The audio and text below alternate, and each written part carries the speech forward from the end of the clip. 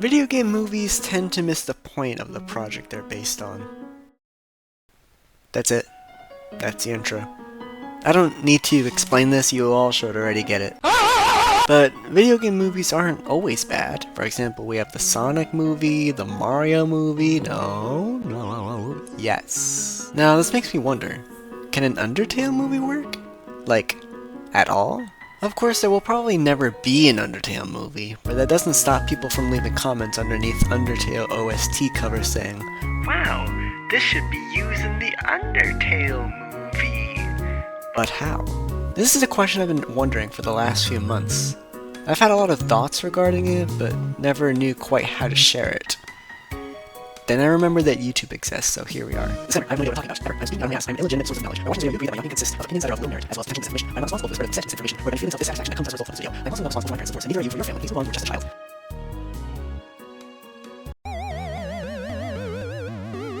A significant aspect of Undertale is the fact that the game is aware that it is a video game. It gets meta by subverting traditional video game tropes. It features characters who have powers that center around the reset mechanic of a video game. Other characters reflect this ability by displaying knowledge of what you've done in previous saves. How can you possibly translate that to a movie without diminishing it? Now, some may point to man on the internet's Undertale the musical, which is probably the closest thing to an Undertale movie out there, and well... Okay, I love Undertale the musical. I've listened to most of the soundtrack on repeat at some point. The songs are amazing, as is the art and the voice acting. It's a tremendous project. It's worthy of love, support, and pie. But from a storytelling perspective, there is a bit of an issue, which is only really an issue if you approach the project from the POV of someone who has no knowledge of Undertale. 3 hours into the musical, Frisk suddenly has the ability to travel back in time, which is insane if you think about it. Like, of course it's not surprising to us in the slightest, we know how Undertale works, but without prior knowledge, this is literally the biggest Deus Ex Machina in fiction. Maybe. I don't actually know. But what I'm getting at is, in order for this to work, saving and reloading would have to be established earlier in the film. And if it's a movie, saving and reloading wouldn't be a very fitting name. The name would have to be changed to fit the medium, so in this case, Determination would grant the ability to rewind and replay, or something like that. It's fitting, but immediately the idea pales in comparison to the game, because it loses the audience's ability to interact with the story, thus taking away their responsibility. Undertale is a story that is forged by the choices of the player. The only choice a viewer has is to either continue watching or stop. And while this is fitting for the no mercy route, it wouldn't do the neutral route any justice. Unless you make it a choose your own adventure type story, like a Death in the Family or In Space with Markiplier. But at that point it's a video game again, like come on. Plus if we go that route and just say to make the movie a direct-to-TV choose your own adventure type thing, then there is no point to this video, so we will pretend like those don't exist. So the viewer's ability to interact with the story has been nearly fully diminished. Now what? What if we remove saving and reloading and instead focus on telling the pacifist story? Hey, wow, that's a horrible idea. No, without saving and reloading, the story falls apart. Flowey would just kill Frisk at the beginning of the movie. Actually, no, Flowey would be dead. Even if that wasn't true, I am not believing for even a second that Frisk traveled across the underground without dying. So we must commit to saving and reloading. It won't be as effective as in the game, but that doesn't mean it can't tell a good story. Alright? Cool. Now what? Well, we still have the LV and EXP situation to talk about. Yeah, not so easy to convert level ups to this medium. I mean, it's not like movies have a stat screen we can refer to. Oh! No, shut up, go away. If saving and reloading becomes rewinding and replaying, then what does LV and EXP become? Honestly, I don't think they can become anything, which is a shame. When I first played Undertale, I killed a bunch of monsters, not Papyrus of course, but I was still pretty bad. I wanted to increase my love to improve my stats. I even graded monsters in Waterfall until they stopped coming. Side note, I'm glad I did that in Waterfall and not in the ruins. In the end, when Sans told me the true meaning of love, that's a really weird sentence. In the end, when Sans told me the true meaning of LV, I was in shock. I stood frozen for a bit before proceeding. This whole time, I have been distancing myself by increasing my level of violence. And without the stats, Sans' judgment becomes far less impactful. It goes from a shocking reveal to a general speech about violence being bad, which, yeah, I agree, but the loss of the shock factor severely hurts it. But even then, it can still outbite Nyeh's well, so let us proceed. Frisk in the game is our meat puppet. They have no free will and instead do whatever we the player want them to do. Awesome. How movie?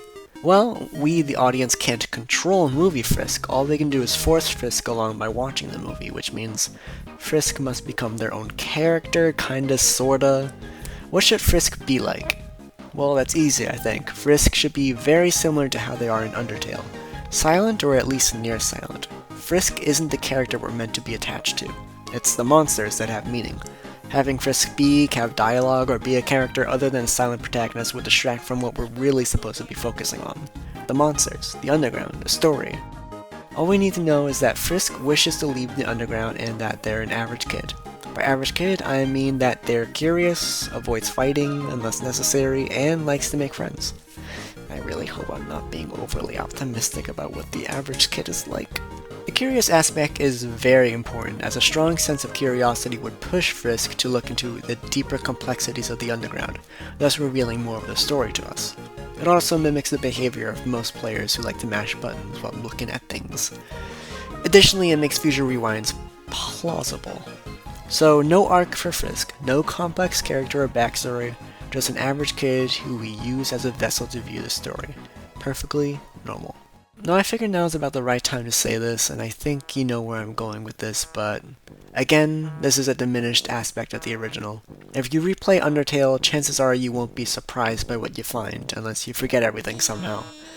If you replay the movie Undertale, watching Frisk wander around the underground for the first time, every time will undo the magic of this supposed rewinding and replaying ability. Even a choose-your-own-adventure type story will fail in this regard.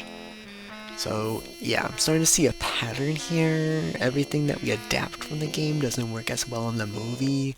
Even when we adjust it to fit the medium, it still falls flat. Almost as if adapting Undertale to a movie would be a bad idea. Whichever the weather, let's be patient and continue pondering the subject. LOL. I would like to address the child in the room. The other one. The other one. Yes, Kara. When you first play Undertale, you're under the impression that the name you give to the fallen child, who I will call Kara for simplicity, is the name of Frisk. Now how can we create this illusion in the movie? Well, I just might have the solution you need. Begin the movie with the intro from the game and make Kara read it. Have them read the intro, word for word, and end it with, "My name is Kara, and this was my story." Keyword was. On first watch, the word was simply reflects the fact Kara is sharing the story after it already happened. However, after the pacifist ending, you realize that what Kara was trying to say was that this was no longer their story. It's now Frisk's, and they're forced to be a part of it for some weird soul-mixing shenanigans mumbo-jumbo. How icky. But back to the main point. With this intro, the unassuming audience would be under the impression that the child we follow in the underground is Kara, only to have their minds blown. Unless they look at a cast list or something, I don't know, or if an Undertale game fan spoils it, which is incredibly likely, like let's be real. The fanbase is filled with spoiling little gremlins that love to ruin live streams, you know who you are. But yeah, I think this would be a decent solution to our little conundrum. The Kara Frisk mix-up still works as long as you ignore the cast list, and the credits too, I guess. Okay, fine, I'll admit it, the solution is flawed, and just another reason why the story should only be a video game. But let us proceed anyway. I have more thoughts and I would like to share all of them. I'm not sure where to talk about this, so I'm just gonna plug it right here. Puzzles as a concept won't work in a movie. Puzzles are heavily present in the game, and it's meant to be like a nod to puzzles being common in games without any real reason. They're kind of just there for the player. Undertale plays into this by having monsters create puzzles while also being very bad at them, so as to reference why puzzles are always unsolved in video games. In a movie, the joke just doesn't work, which is lame.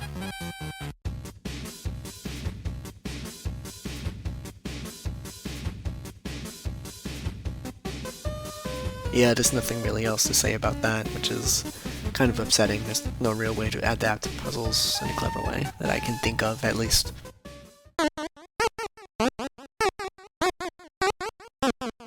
Undertale has two main endings and a secret ending. Yes, I'm calling the UnMercy route a secret ending. Deal with it. How do we adapt it? Okay, let's say each ending gets a movie, which means two movies. Neutral, then pacifist. What about UnMercy? Well, that movie would only happen if there's a strong demand for it. Seems fitting.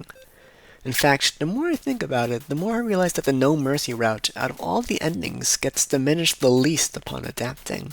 But that's a discussion for later. Let's talk neutral. There's a bajingolillion neutral endings, but we're only going to be able to adapt one, which I guess makes it a diminished aspect of the original. So let's think. What route makes the most sense? We just start at the beginning. Obviously. Frisk falls down and lands on the bed of golden flowers, Kara's grave. They get up and find Flowey in the other room. Flowey talks about the soul. No shit. And instead of talking about LV, he'll talk about how pellets make you happy or whatever. Who cares? Not Flowey. He was barely trying with this one. Flowey hurts Frisk, ouchie, before they get rescued by Toriel, who takes them to the ruins. Something I always had trouble believing was the fact that Toriel wouldn't take Frisk to her home first. Leaving them there in the ruins puts them in danger of nearby monsters. Sure, you can't encounter them if you don't move, but logically, there's nothing stopping a monster from wandering in that room and endangering Frisk. So I feel as though it would make more sense to have her guide Frisk through the ruins at first. Maybe she can go a little overboard on unnecessary exposition, a mimic to how she handholds you during the tutorial. Anyway, one way or another, Frisk needs to be separated from Toriel. Either we pull an Undertale Yellow and have Frisk fall to the floor before reuniting with her later, or we have Frisk leave the house and search for a way to leave while Toriel is asleep, but eventually returning. And this time, Frisk would end up killing a few monsters. Yes, you heard me. Frisk would be killing in the neutral route. It wouldn't be much of a neutral route if that didn't happen. Now, Frisk kills some monsters, but not all. Whimsun and Moldsdale obviously get spared as they are rather passive, thus giving Frisk no reason to attack. Also, Frisk should probably die somehow, either by monster or from like falling off a cliff or something. They die and rewind. The sooner this is established, the better, I'd argue. It shouldn't affect the stakes too bad. We're not concerned for Frisk, we're concerned with the characters. Who cares if Frisk has no real stakes due to being able to rewind? Our concerns lie with everyone else, just as it did in the game. Having Frisk die would also add to the Kara-Frisk confusion, as we would hear Asgore talking to Kara before Frisk rewinds. Also, a nice touch would be to add play scene 4, or whatever, in the top of the screen whenever Frisk loads, almost as if the scene selection was accessed. Eventually, Frisk wishes to leave, so they try to do so before getting stopped by Toriel. Fight time, fireballs, hands, ooga booga. After hurting Frisk, Toriel will purposely miss her attacks, like in the game, and for this reason, I believe that Frisk wouldn't kill her in the movie. It makes the most sense to me that Frisk would not attack back, thus leaving her alive. So, Flowey scolds Frisk for being a hippo or something before they make their way towards Snowdin. And we meet Sans. Unfortunately, Sans suffers greatly in a movie adaptation. He can't read expressions to the same extent as in the games. The best solution I can think of is to give him a facial expression that implies he knows more than he lets on. But that feels like a cheap solution. Whatever, we've gotten used to those by now. Dog marriage time! I'd argue that Frisk would end up not killing the Royal Canine Unit. Assuming Frisk has a stick, there's a good chance the dogs would be distracted by it, which means no dogs have to die in the making of this movie. Yes, I know they would probably have the tough glove by now, but do you really want to see Frisk kill the dogs in the neutral run? Like, I'll save that for the third one. With Papyrus comes the addition of new soul colors. Either gravity should be stronger for Frisk, or they should be forced to stand on a wall. Yeah. The fight with Papyrus should end with him living, since he actively spares Frisk. However, I almost wonder if Frisk should accidentally kill Papyrus before rewinding and sparing him instead. It would demonstrate Frisk has the ability, even if they aren't dead, and it would allow Flowey to give the "I know what you did" speech, which offers a little more explanation on the ability. Anyway, through Waterfall, I would argue that Frisk should become a little more aggressive, killing more monsters than in the ruins. Then they should die to Undyne a few times before eventually running away. And while they don't kill Undyne, they wouldn't give her the water, thus showing no mercy in that regard. From there, Frisk will meet Alphys, who would actually fit into the adaptation pretty well. She writes herself into the story after watching them on the camera, just as we did. Something clever can even be done with the camera by having it be the movie screen. It can be like that painting of Mrs. Puff's house. Cool. Finally, something that actually works in a movie adaptation. Only took this long. Okay, so Frisk kills Muffet, but how does the purple soul work? Like, I didn't even cover the green soul because Frisk would just be frozen in place, right? But what about the purple soul? Is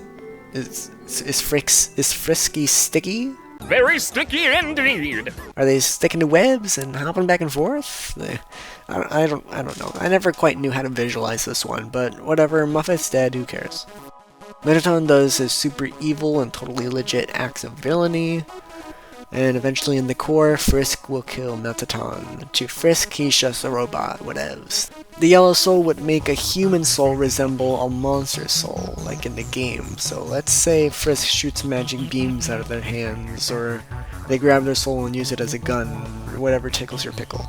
At the barrier, Frisk fights Asgore, gets him weak, but then would probably spare him because they feel bad. Then we have our lovely time with Photoshop Flowey, and instead of the game crashing, the movie can break down. Remember that scene in Gremlins 2, The New Batch? Pretend you do. It can be something like that. I didn't mention this before because I figured it's obvious, but this movie would be animated. You don't want to see live action Undertale, trust me. Photoshop Flowey would then be an opportunity to use a different animation style for extra creep factor, which is always fun. Look at what Undertale Yellow did, or even the original Undertale, when it had black and white fights and instead had this disgusting thing. Gross. Frisk spares Flowey in the end, whoop-de-doo, and then Sans calls and gives us an update. Then movie ends, boom, done, almost. We get an after-credit scene between Frisk and Flowey. He then gives his typical speech of resetting and going back without killing anybody. Boom, done, we did it. Undertale neutral is done, let's go. Okay. That's not perfect. Undertale is a story that's meant to be told through a game. As a movie, several core aspects are diminished, thus begging the question as to why this was even a movie in the first place. But we're not answering that yet, we're discussing the potential Pacifist movie first. Undertale Pacifist would have more of a focus on making friends and fleshing out characters. Frisk would spare monsters in the ruins, and they would also hang out with Papyrus, something that they wouldn't have done in the neutral route. Waterfall monsters would be spared, and Undyne would be given water and hanged. Okay, I meant that Frisk would hang out with her. I probably should have worded that better. We would move through previous areas a lot faster than in the neutral route, of course. Also, in Hotland, we could see Frisk's curiosity in play as they behave differently during Mettaton scenes, seeing what would happen if they did nothing before time ran out, thus exposing the sham. After making friends with everyone, Undyne would call right before they enter Asgore's room. That's when letter tomfoolery occurs. Then we get our True Lab, explanation of determination, and then eventually Asriel Dreamer. Boom. Mostly happy ending. Credits roll. The end. The after credits scene tells us that the story is over, it's done, leave Frisk alone, you know the speech that Flowey gives. Alright. So that was Undertale the movie. Okay, I'm not sure if many people would agree with me, but I don't think Undertale needs a movie. As we covered by going through a potential plot for the neutral and pacifist route, a movie adaptation would pale in comparison to the game. The story, the lore, the mechanics, the everything was designed to be told through a video game. Changing the medium diminishes everything that we love about Undertale. Am I saying I wouldn't watch an Undertale movie? No, of course I'd watch it. If Toby Fox announced that there would be an Undertale movie, then I'd be very excited to see it. Toby Fox is a smart guy, so if he thinks Undertale can work as a movie, then I'd be willing to put my faith in him. But as of right now, do I need it? Do I want it? No, not really. Undertale works beautifully as a game. And there's plenty of fan animations that can tickle all of our pickles, as well as comics, comic dubs, fan game songs, etc.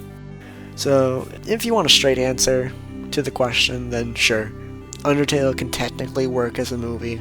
It won't be as effective as the game, but it can still work. But for now, I'd rather just appreciate Undertale, the game.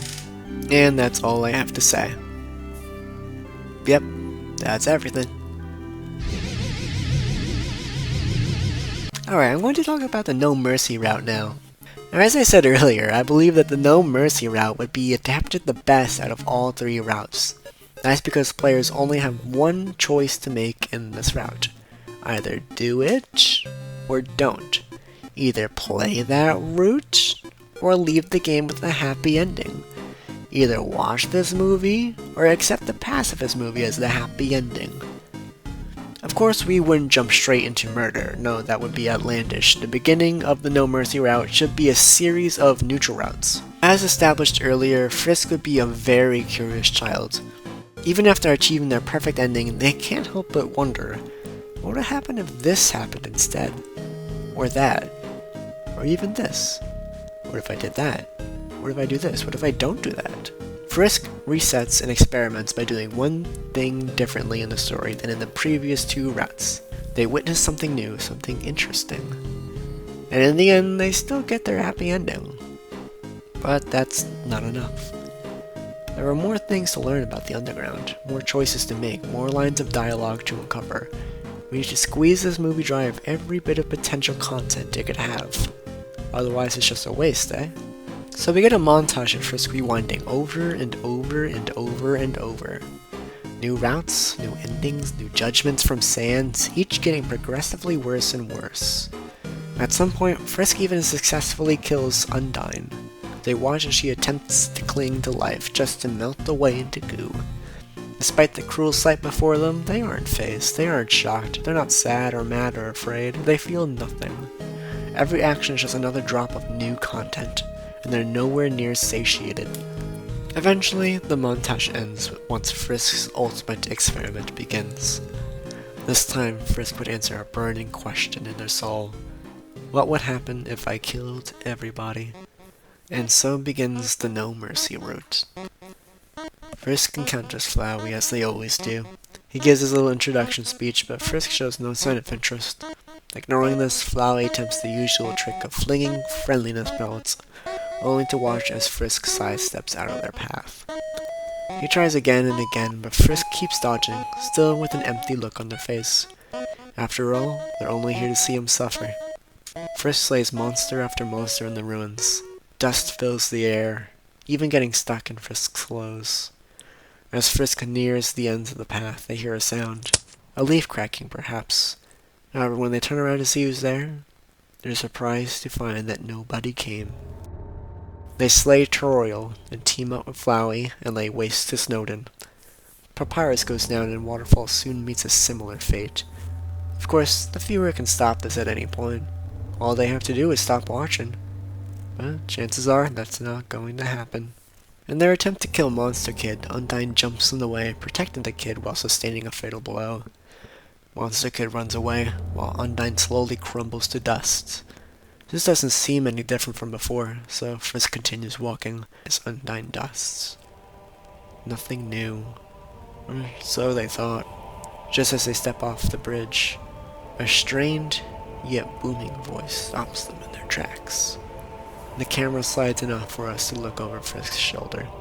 Behind them should be a lifeless pile of dust, and yet they continue to clump together, refusing to back down. Undyne, the Undying, stands tall and determined over Frisk, challenging them for the sake of monsters, humans, and the world, promising to strike them down. Unfortunately, Undyne's challenge is exactly what Frisk wants, as well as the audience. New content. Undyne the Undying proves lethal at first, but is no match for our determination to see what happens. She is defeated, allowing Frisk to continue along their path. As they approach the exit to Waterfall, they pass a vine with a kid-sized pile of dust beside it. The kid didn't make it. Hotland in the core is a slaughter. Even Mettaton Neo goes down in one good hit. Nothing can stop us from reaching the end. Soon enough, after turning on Flowey, we come face to face with Sans in the Judgment Hall, and the battle begins. The fight with Sans in the movie wouldn't be as clever as in the game, however there is one attack that translates well. His special attack. The one where he does nothing. This would be Sans' chance to finally directly attack the viewer by doing nothing and not allowing Frisk to do anything, simply teleporting them away whenever they get close. Sans would sit here and do nothing for a while. Sometime between 30 minutes to an hour would be optimal, though at risk to some harsh reception. Sans, of course, would criticize the viewer during this period, claiming that they aren't doing this because they need to, but because they simply want more content. The good ending wasn't enough. They needed to explore more of the underground, find new endings, fight new monsters, get new dialogue, get new scenes. A happy ending wasn't enough. 2 movies wasn't enough. A game wasn't enough. There needed to be more. It was never enough. Unfortunately, Sans' speech wouldn't be enough to deter determined viewers, who will eventually fall asleep and perish. Frisk goes on to kill Asgore, then Flowey, then Kara is reborn. Like in the game, Kara talks directly to the viewer, calling them their partner. After giving their normal speech from the game, they command the viewer to erase the world, which would be done by shutting off the movie. After all, it's finished. There's no more movie to be watched, no new content. It's over. It's done. If the viewer fails to shut the movie off in time, Kara grows impatient, claiming that the viewer is filled with a perverted sense of sentimentality. Kara delivers a nightmarish scream before running toward the camera and slashing it to bits.